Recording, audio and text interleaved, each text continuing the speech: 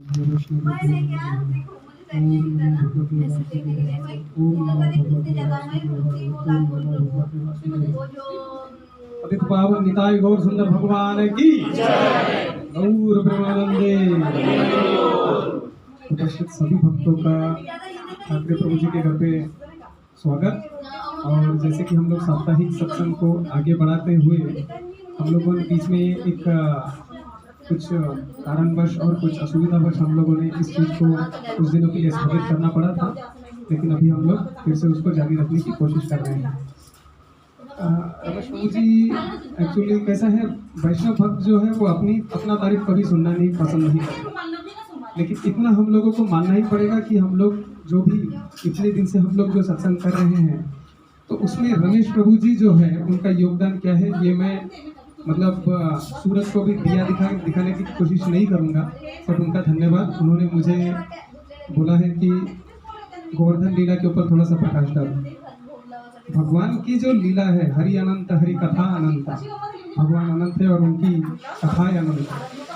उनकी एक कथा आज हमने सुन ली, दूसरे दिन हम लोग वही कथा सुनेंगे तो फिर से नहीं लगेगी। ये गोवर्धन जी की जो लीला है, ये लीला भी हम लोगों ने इसके पहले नहीं है, ऐसी नहीं है कि हम लोगों ने नहीं सुनी, हम लोगों ने बहुत बार सुनी है, लेकिन फिर भी ये हमारे लिए हमेशा नया ऐसा महसूस होता है।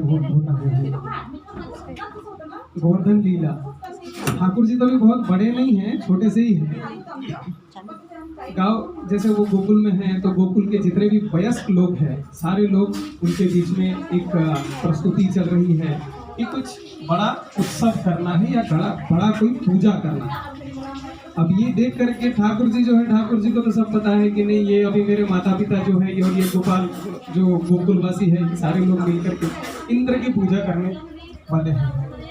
इंद्र, देवराज इंद्र, जैसे कि हम लोग उनका परिचय से हम लोग जानते हैं कि देवराज इंद्र थोड़े से गर्वित व्यक्ति, एक देवता, उनको कैसे उनको शिक्षा दी जाए और उनको कैसे उनके ऊपर थोड़ी सी कृपा की जाए, इस चीज़ को ध्यान में रखते हुए ठाकुर जी ने अपना इस लीला को प्रकाशित किया था। जैसे सारे भक्त लोगों ने वहाँ पे तैयारी कर रहे थे, सारे गोकुलवासी तैयारी कर रहे थे, तो इतने में ठाकुर जी गए, उनके साथ बलराम जी हमेशा होते ही है। तो ठाकुर जी गए और जाकर के अपने वहाँ पे पूछने लगे कि पिताजी एक प्रश्न है। तो हम लोग पूछने लगे कि हाँ बोलो बोलो, ज़रूर पूछो, तुम्हारा क्या प्रश्न है। तो पूछे पिताजी हम लोग ये क्या कर रहे हैं। तो अभी वहाँ पे उनके पिताजी ने तो उत्तर नहीं दिया, लेकिन दूसरे जो वयस्क व्यक्ति थे उन लोगों ने उत्तर दिया कि हम लोग देवराज इंद्र की पूजा करने वाले हैं, जिनकी वजह से हमें बारिश मिलती है, हरा चारा उगता है, और हरे चारे के ऊपर हमारी गैया जो है वो गैया चारा चरती है और हम लोगों को दूध मिलता है। अभी ठाकुर जी सोच में पड़ गए कि हाँ सब बात तो सही है, लेकिन ठाकुर जी को कुछ ना कुछ तो करना है, कुछ ना कुछ करके तो पूजा रोकना ही है।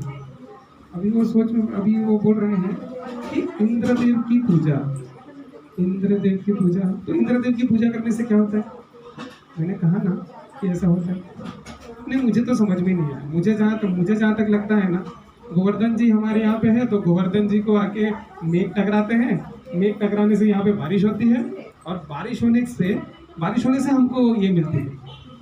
तो इतने में उनके वहाँ पे जो दूसरे लोग थे वो कुछ बूढ़े व्यक्ति लोग जो थे वो बोल रहे हैं, वो थोड़े से चिढ़ गए और चिढ़ करके बोलते नंद तुम अपने बच्चे को कुछ समझाओगे या नहीं, ये ऐसे मूर्खता कर रहा है, हम लोग कर रहे हैं। तो नंद बाबा ने कभी बोला बच्चा है, आज हम लोग उन्हें समझाएंगे नहीं तो कैसे समझेंगे।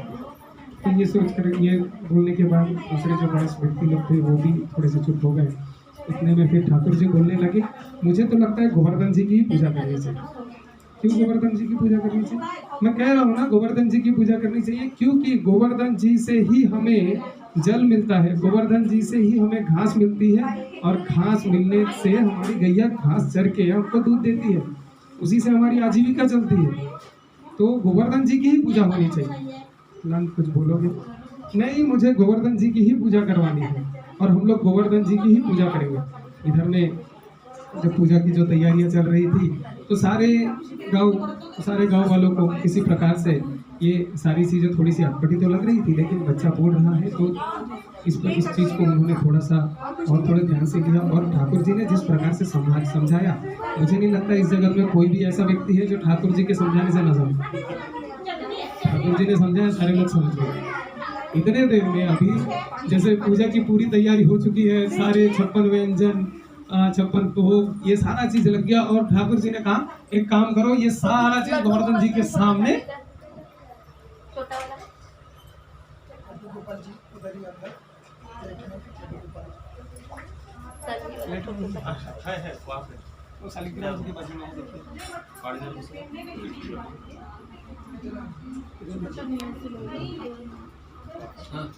मिले क्या जितने भी गोवर्धन जी को है, गोवर्धन जी की फिर सामने पूरा भोग लगाया गया। और भोग लगा के भगवान उनके सामने पुजारी बन के बैठे हैं और गोवर्धन जी की पूजा कर रहे हैं। इस चीज को जब देवराज इंद्र ने देखा, उनको इतना गुस्सा आया, इतना गुस्सा आया। और उन्होंने वर्षा, जो वरुण देवता है, वरुण देवता, पवन देवता, सारे देवताओं को बोला कि जाओ और इन गोकुल वासियों को थोड़ा सा मजा चखाओ, थोड़ा सा मजा चखाओ।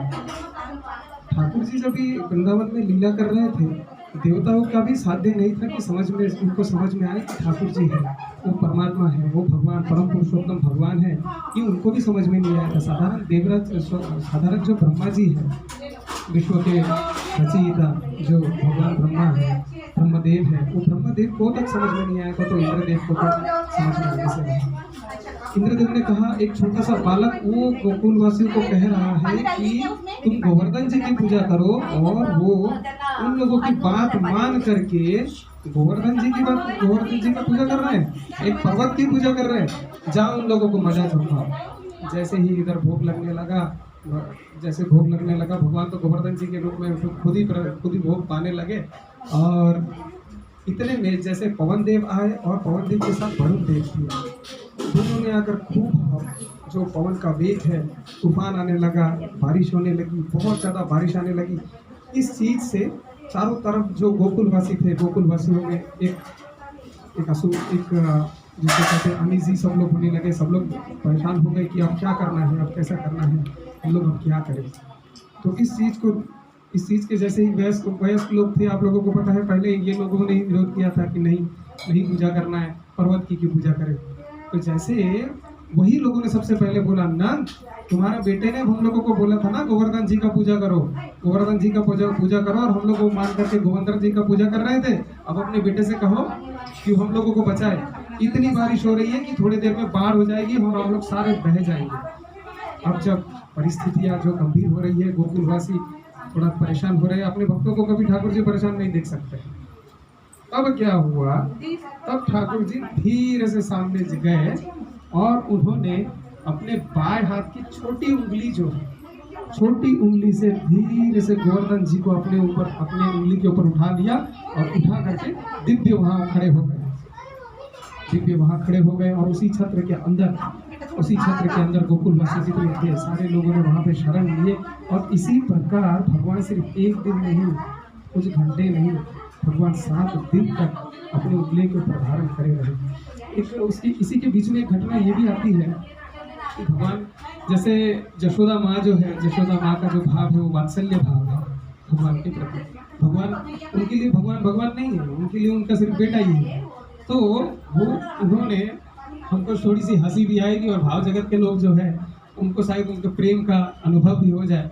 यशोदा माई ने कहा, मेरा बच्चा देख मेरा बेटा जो है ना, मेरा बेटा उंगली के ऊपर पहाड़ उठा दिया है, उसकी उंगली में दर्द हो जाएगा। कितने देर से वहाँ पे अपनी उंगली के ऊपर पहाड़ को लेकर के रखा है, पहले तुम लोग एक काम करो, जाकर अपनी लठ उसके नीचे टिका दो। तो सारे गोप लोग गए और गोप लोग जाकर के उसके नीचे में अपना लठ टिकाने लगे। गोप जो है वो भी तो भगवान नहीं मानते हैं ना, वो हमारा सखा है, वो भगवान नहीं है, वो हमारा सखा है। तो अब वो जाकर के जब वो अपनी उंगली के ऊपर उठा सकता है गोवर्धन जी को, तो हमारी लठ तो बहुत मजबूत है, हम भी जाके उसके नीचे में अपना लठ टिका देंगे। अब उसके नीचे में लठ टिकाने लगे। ठाकुर जी को थोड़ी सी हंसी आ गई और ठाकुर जी ने क्या किया, धीरे से थोड़ा सा अपनी उंगली को थोड़ा सा नीचे किया, और जैसे ही नीचे किया वैसे ही कट इन लोगों की लठ टूट हो गई। जैसे ही लठ टूट गई तो सारे जो गोप लोग बोले कृष्ण कृष्ण तू मत वो पकड़े रखना, हमारी लट टूट गई है, हमारी लट टूट गई है, तू उसे पकड़े रखना, छोड़ना नहीं।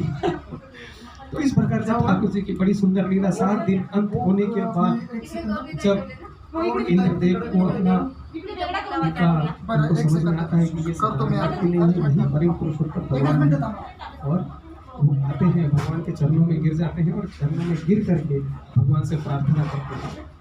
उसी प्रकार जिस प्रकार से ब्रह्मा जी ने भगवान के शरण में आके उनसे प्रार्थना की, इस प्रकार से गोवर्धन लीला में ठाकुर जी ने इन देवराज इंद्र का करवट चूर किया। भगवान कहते हैं मेरे पास, मेरा जो भक्त है मेरे पास आने के लिए उसको किसी भी प्रकार से किसी को असुविधा नहीं है, सिर्फ एक जो अभिमानी व्यक्ति है ना वो नहीं आ सकता। इसके अलावा मतलब सुई की छेद है और सुई के छेद में से हाथी गुजर जाएगा, लेकिन अभिमानी व्यक्ति उस पूंछ की तरह है जो पूंछ अटक जाएगा। तो भक्तों के अंदर अभिमान नहीं होना चाहिए। अभिमान, ठाकुर जी बहुत कृपालु है, ठाकुर जी किसी न किसी प्रकार से हमारे अभिमान को तोड़ने का व्यवस्था कर ही देते हैं, लेकिन हमें सज्ञान में हम लोगों को ये ध्यान रखना है कि हम लोग किसी भी प्रकार से अभिमानी न हो। वैष्णव का तो वैष्णव का क्या कहते हैं उसको, वैष्णव की शोभा, वैष्णव का शोभा, वैष्णव का जो श्रृंगार वो विनय है। विनय वैष्णव, विनय के बगैर वैष्णव ना विधवा है।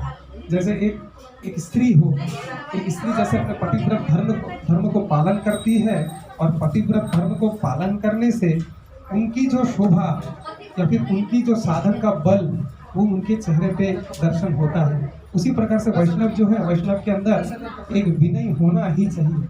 अगर वो विनय नहीं है तो वैष्णव का वैष्णव बनना बहुत मुश्किल है। महाप्रभु ने भी कहा है त्रिनाथ अपी सुनी चाहिए।